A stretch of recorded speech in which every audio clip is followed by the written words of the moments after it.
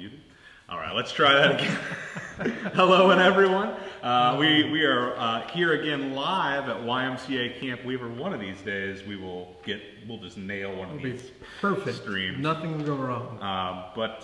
Yeah, so we're live again here at Camp Weaver during our 2:30 Weaver Webcast. Once again, my name is Luke Hooplugarchy, and this is Ryan Cabbage Carr. And we are going to be your hosts, bringing you this live webcast every day at 2:30. We're so thrilled that some of you guys have been sending us some kind of fan messages and telling us that you appreciate the work that we're doing, as this does take a lot of work. We spend a good chunk of our morning preparing the content and stuff for you guys to enjoy, and we hope so much that you guys have enjoyed it so far. So today we've got a couple of new guests that are going to be coming on the show. We've got our good friend Harmony, who is has been a camp counselor here for the last couple of years, and she's going to tell us a little bit more about herself. And then we're actually got a blacksmithing video that we filmed a little earlier, where this man, this is the local Camp Weaver blacksmith. I bet you guys didn't know our that. Camp Weaver blacksmith. Yeah. But he's the best blacksmith at Camp Weaver. I can assure you of that. So, yeah, it should be a really good show today. So stay tuned, and we've got some really exciting stuff coming. So first up, I want to go ahead and introduce my good friend Harmony, who should be ready to join us. Let's go ahead and see if she's there. Hey, Harmony, can you hear us okay? Yeah, I can hear you. Awesome. Well, how's it going? It's going really well. It's a really pretty day outside. It is. It's a beautiful day. It's starting to clear up. It was kind of cloudy this morning, but nice and blue skies. So what are you doing? Where are you at? Are you at home? Are you at school? I am back at home. I haven't moved out yet, so I'm waiting to hear back as to when I can move out. It's my last semester, so it's a little sad, but I am really happy to be home. I have 4 younger siblings, so it's always a fun time here. I'm sure that's a very, very busy house. Where do you lay in order? Are you the oldest sibling? Yeah, I'm the oldest of the 5 of us, and my youngest sibling is 6 years old, so he's in kindergarten. Oh my! So I'm always busy. And you're graduating college with your bachelor's degree, yeah. right? So wow. Yeah, that is quite a spread. Yeah, we're 15 and a half years apart. So cool. Well, I think that your family's story and kind of who you are, and you mentioned that you're one of the first generation college student from your family, I think, the other day, and I know it's a part of your culture and your heritage that you're proud of. Can you talk a little bit just about your family and your family's story? Yeah, sure. I'd love to. So my family, my parents are immigrants from Mexico. I absolutely love the culture that I grew up with. Grew up with every other. Super proud. I am a first generation college student, and I'm also my mother didn't get to graduate from high school, but I have learned so much from her that doesn't have to do with middle school. My great grandmothers are both still alive, both such very strong women. And my grandmother taught me a lot that has to do with arts and crafts, sewing, clay making, all those sorts of things. So I absolutely love traditions that come with being a Mexican American. Super cool, super cool. Well, thank you for sharing. And where are you graduating from? I know this is something else you're very proud of. Yes, I'm graduating from Wake Forest University. I'm also super proud that I'm graduating with both a Bachelor of Science and a Bachelor of Arts. I got a double major in 2 very different things, but I think it's a beautiful intersection because it's health and exercise science and the study of religion. So it's essentially the YMCA, it's body, spirit, mind, from Wake Forest University. That's great. That's great. So yeah, let's dive right in. What are we working on today? Yes. Okay, so today we are going to be making some Play-Doh, some homemade Play-Doh, just sort of things that you can find within your household. Very cool, very cool. So yeah, I will go ahead and turn it over to you, Harmony, and you can kind of lead us lead the way. So if you need a second to get your camera set up, I've got some interesting Play-Doh facts while you get set up. Yeah. All right. Well, yes. Oh, no, you're All ready right. to go. I think I actually have it set up. You're good to go. Go for it. Yeah, I'm ready to go. Okay. Okay. So over here, I'm gonna start the stove, and it's gonna be at like medium high, like lower to medium for me because our stove is really hot.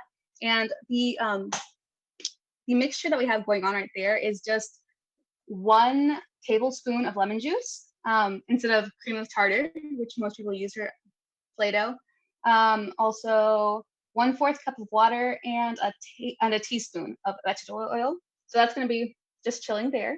And then I can't decide if I want to do blue Play-Doh or if I want to do red Play-Doh. The choices. So we're going to be a little So wild, difficult. and we're just going to, I know, Oh, we're just we going to went open red. purple Play-Doh. Oh, purple Oh, Play-Doh. the Curveball. combination. I know. All right. So while that gets nice and warm, over here we're going to have 1/3 of flour into a mixing bowl. Then 1 teaspoon and 1 tablespoon of salt, and just mix those two together. It's really, really simple. And so while our wet ingredients get a little hot, feel free to share some Play-Doh facts. Yeah. So as I was doing some research, I think one of the things that I found most interesting was that Play-Doh was invented in Cincinnati, Ohio during the 1930s. And the original purpose of Play-Doh was actually it was used as a tool to clean wallpaper during a time when people used to use coal to heat their homes. Because coal, you know, it's dirty, it creates soot, and would make the wallpaper dirty.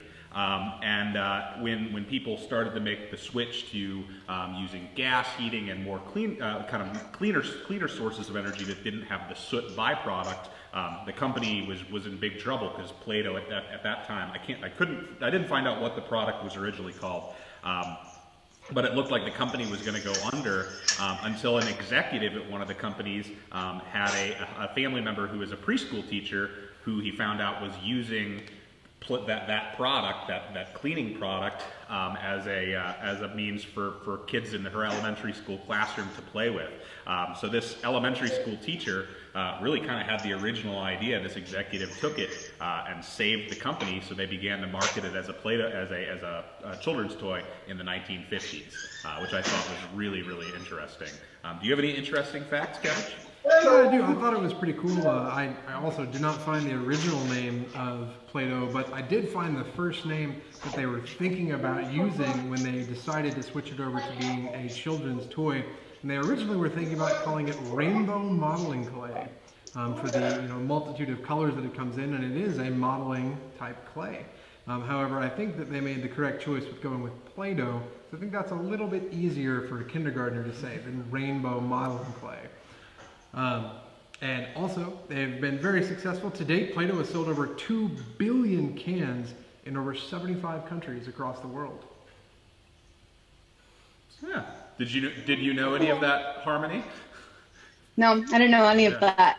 But I do know that now that our wet mixture has become warm but not boiled, we can mix in the dry ingredients. All right, and if my sister will hold the camera,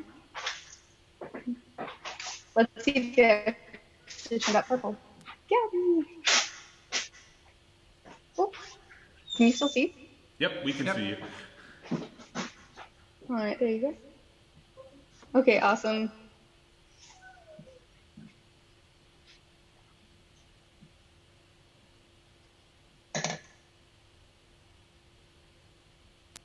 All right, so for those of you who can use your imagination, I believe that currently Harmony is mixing up that Play-Doh in the pan. Oh, now she's back. Yes, yes. She was just very still. That's part of the process, I think. Yeah. Yeah. All right. And you're just Harmony, gonna go is this at it. something? Oh, yay. Is this something that kids at home should just do on their own, or should they ask for their parents' No, help? no, no. They should definitely ask their parents. Because if you're going to use lemon juice, you might not have lemon juice on its own, and you might need a cup of lemon. So make sure that you ask your parents to do that with you, and it's honestly more fun if you do it with an adult. It is. It's a Also, great family activity. anytime you use a stove, please, please, please make sure that you have a supervised adult or an adult to supervise you, just in case anything happens. So you're just gonna toss it around in the pan or pot. And then once it's all come together, you're going to take it out and put it on a thin sheet of wax paper. And you're gonna let it cool off. And then once it's cooled off, you are going to knead it for about 1 to 2 minutes. And then it'll turn out looking like actual Play-Doh. And you can store it in a little plastic bag. Wow, that's And really then cool. you have Play-Doh to play with. You can make little ducks. I like your duck. Very cool. Very cool. So yeah, Well, really simple craft. Cabbage, did you have any other just kind of questions for Harmony? I know she's a wealth of knowledge. Yeah, I've got just a couple. Harmony, how long have you been working at camp? I've been working at camp since the end of my sophomore year in college, I think. Yes, sophomore. So I spent 2 summers there, and this is my 3rd. Very nice. And what's your job that you're hired for this summer? Oh, this is what I'm super excited about. It's activities and logistics. A specialist for that. So I get to work with Cabbage, which is going to be a super fun time. All the time. Well, cool. All right, I've got 2 more quick questions for you. What's one of your favorite memories from camp? And what food item of Ray's do you miss most? Or what camp food do you miss most now that you're not here for the moment? One of my favorite memories is back in my first year, when I was in a cabin. I think it was the last week there. My cabin won Honor Cabin, and then we also won the Golden Plunger, and we won the Bendo Award. So just seeing the girls all like come together, and it was just a great week with my co's. So definitely that. And then the food that I miss most from Uncle Ray, that's a hard one. Stir fry was my favorite meal there. But when You're the second counselor that said stir fry was their favorite. I'll have to let Ray know for sure. So stir fry. For those of you who don't know, the Golden Plunger is awarded to one cabin every week for having the cleanest cabin throughout the entire week. Our support staff go into the cabins every morning and give each cabin a grade based on how clean they are, how well their shoes are arranged, making sure they swept and picked up all their things, and didn't leave toothpaste fights all over the counter and types of things like that. Well, Harmony, we appreciate you being on the show today and taking us some time to talk to us. Do you have any kind of parting words or shout outs that you'd like to make to your coworkers, to our families, to our campers, anything at all? Oh, I have too many shout outs, so I can't say them all, but shout out to all the support staff from last year. Shout out to every camper that said hello, and everyone who found my water bottle whenever I misplaced it. I have a similar problem. Very nice. All right, well, thank you guys so much. Thank you, Harmony, for being on the show. We miss you too, and we hope that you're out there staying safe. And congratulations on your graduation from school. We are so proud of you. Thank you so much. I'll see you all Harmony. later. We'll talk soon. Awesome. So the next thing that we're going to do is share that pre-recorded video of our blacksmithing that we were doing some demonstrations on, and to tell you a little more about the video. Typically during this time of year, we have a lot of schools that come out on outdoor education trips, and they do a lot of educational programming here at camp, and we've been pretty sad to be missing out on them, but we want to make sure that we're giving them everything that we can. So we're actually working on a series of videos based around our outdoor education classes, and including some of the activities that we do. in order to share with you and all of our teacher friends who are working so hard right now to make sure that their students are getting to continue to learn as they're having to be separated from school.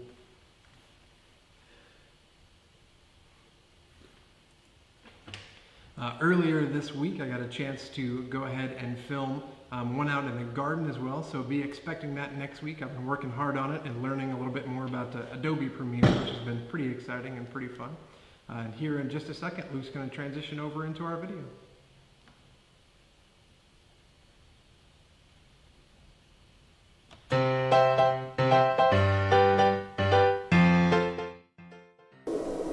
How's it going, everybody? My name is Cabbage and I work out here at YMCA Camp Weaver. Today I want to share with you a little something that we do with our kids throughout the summertime and something that they really enjoy and we think is pretty cool.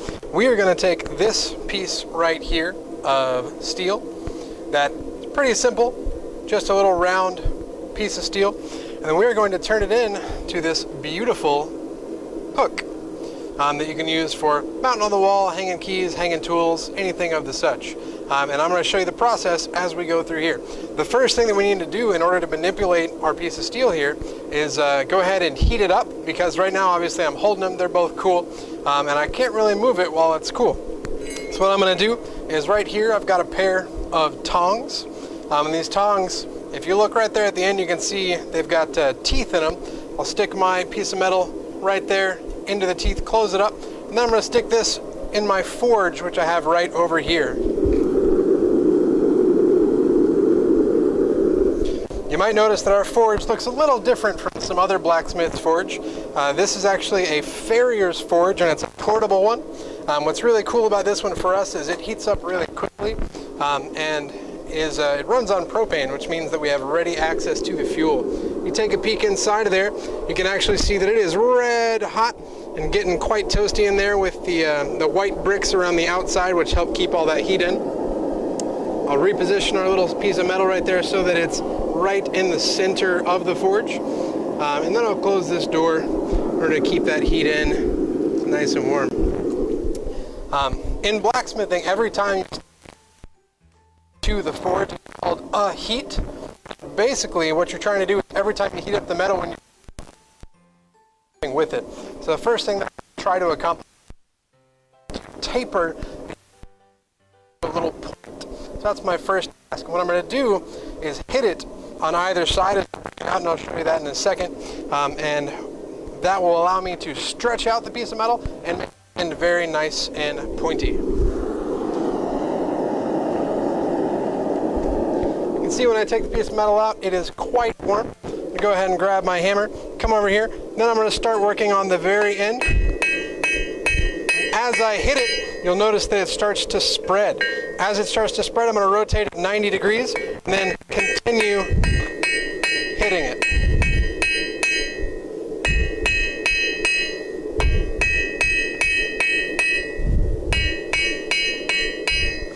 And then you can see now it's starting to take on sort of a square shape, and that is starting to spread out along the long axis of the piece of metal. But you can see now it's cooled off.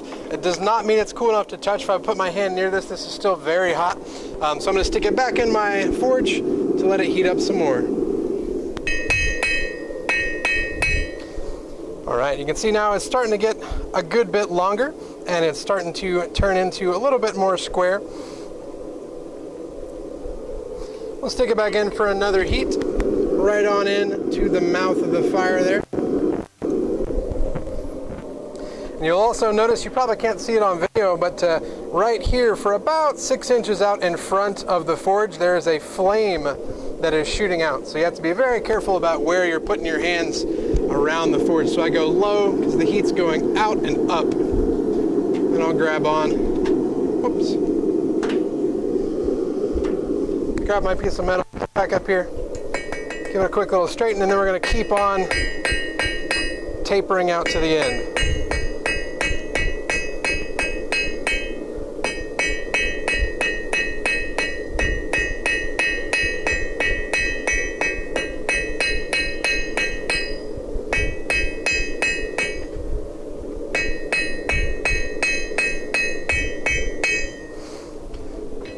You can see now it's starting to get skinnier out here on the end as opposed to where it was the original thickness.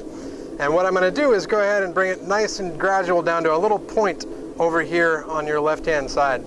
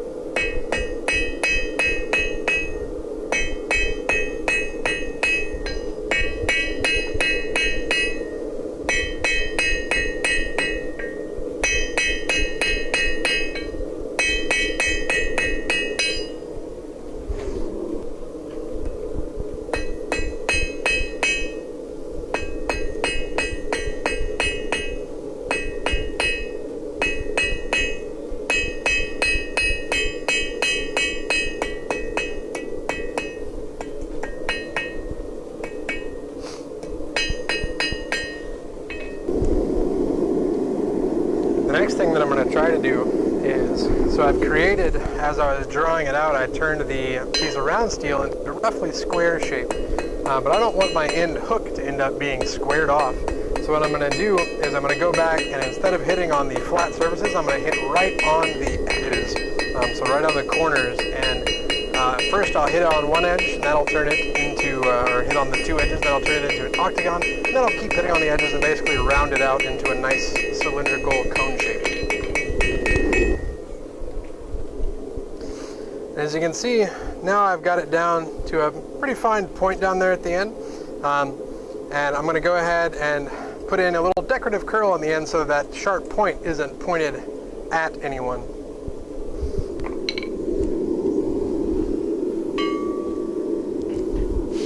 Because this is just the end and it's so thin now, I'm just going to hang on to it because it's going to heat rather quickly.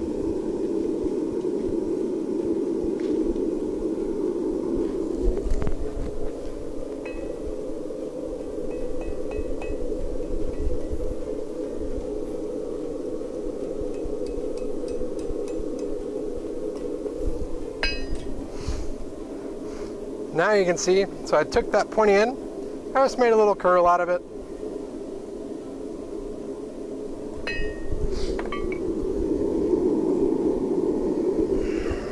Now I just spent all that time making my cute little curl at the end of my hook. I don't want to smash the end of my curl to the point where it's not recognizable anymore. So I'm going to pull out my piece of metal and I'm actually going to dunk my curl into some water to cool it off. And that way when I'm hammering on it, right here on the horn that I'm going to use to make the curve of my hook, it will be protected from being smashed. I'm going to take it out, it's nice and hot. I'm going to take my curl, dunk it in the water to cool it off. Then I'm going to come up here to the horn of my anvil, and I'm going to start hammering right on the tip of that curl and hammer it right around the horn of my anvil here.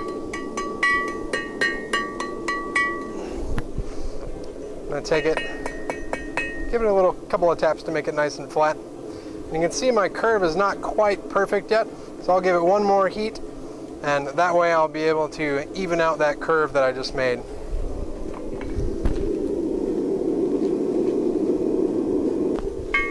I'm going to come up here and hammer out my curve so it's nice and even.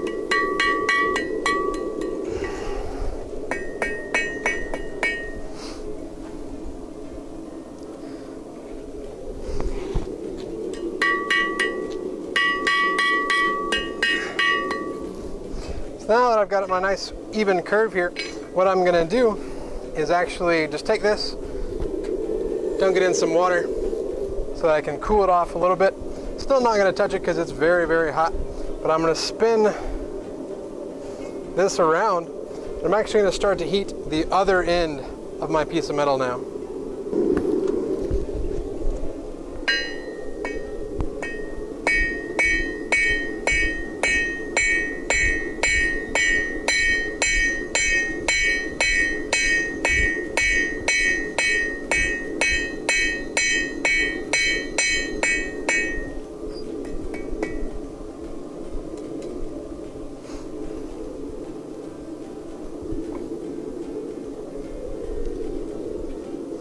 Alright, so right now while the metal's still hot, I'm going to take a second just to lay it up here on top of the anvil. Just make sure that it's nice and straight. We don't want a crazy crooked hook or anything like that. And then what I'm going to do is I've got this brass brush here, and I'm going to hold the hook. I'm going to take my brass brush, I'm just going to start to brush it to give it a nice finish on it. And as I brush the brass across, you'll see that it starts to come off and leave a little layer of brass on the iron.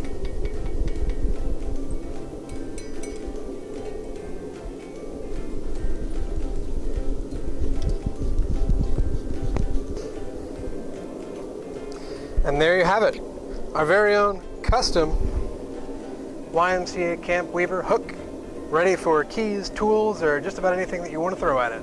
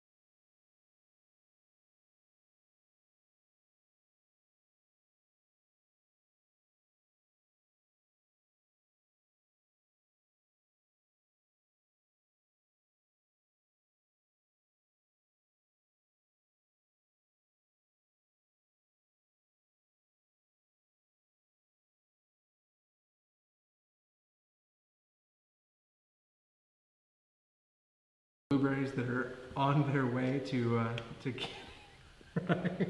Our video is muted though. Oh no. How's it going, everybody? Yeah. We are new to video broadcasting, so I hope that you enjoyed watching us talk about that for a second. I'm going to rehash really quickly for you. We have another blacksmithing video that we're going to be putting out pretty soon. We're really enjoying the spring weather, and our garden's rolling right along. We've got some strawberries and blueberries that we're hoping to harvest really soon. We're hoping that y'all are having an amazing day, and hope that this content is giving you a nice break in the middle of the day. And same here. I just hope everything is doing well. I would like to shout out. We've had a couple of very regular watchers. So Breland's family, thank you guys so much for watching every day and commenting, and also the really nice message that you sent, as well as Zachary and Jordan's mom. That was great to talk to you the other day on the phone. So please help us out and like and share and comment this. We really want to use this as our means to reach out and be a part of your camp families even during this difficult time. I'd also like to give a shout out to probably our biggest fan, and that's my grandma, who lives back in St. Louis and has been on Facebook for a couple of years now. But Grandma, I love you, and I hope you're watching right now, and we miss you guys. So thank you guys so much for tuning in for another great episode. We will be back on Monday at 2:30. Do you remember who's our guest on Monday? I'm not sure who our guest on Monday is going to be, but we're planning to air a video of me working on some planting out in our greenhouse and going through a little informational video about how you can start doing some planting at your own home this time during the spring. Very nice. Well, bye everybody. Have a great weekend, and we will talk to you guys soon.